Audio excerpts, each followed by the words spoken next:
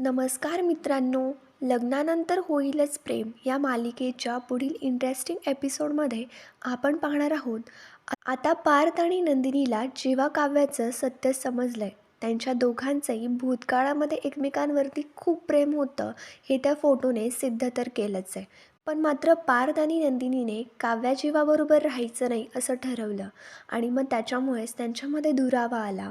पार्थला तर काय करावं काहीही समजत नसतं.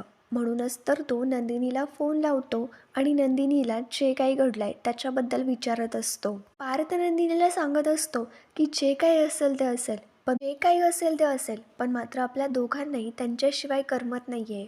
पार्थ आता नंदिनीला सांगत असतो की नंदिनी, मला भीती वाटायला लागली की नेमकं आपल्या नशिबामध्ये आहे तरी काय. आपलं एकमेकांबरोबर लग्न ठरलं होतं आणि ते लग्न एकदम विचित्र पद्धतीने मोडलं. आपलं त्यांच्याबरोबर लग्न झालं, ती गोष्ट एक्सेप्ट करून मान्य करून आपण पुढे आलो. आता ते नातं रुळण्यासाठी आपण पुढाकार घेतला, पण मात्र आता आपण दोघे एकटे पडलोय.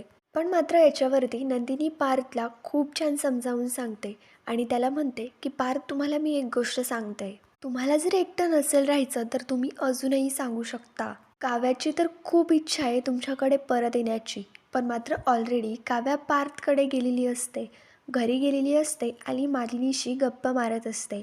जे काही घडलंय त्याच्याबद्दल मालिनीची समजूत काढत असते. पण मात्र आता इथे नंदिनी आणि पार्थने दोघांनी काव्या जीवाला एक्सेप्ट करायचे. जे झालं ते विसरून नव्याने सुरुवात करायची असं ते दोघी ठरवत असतात.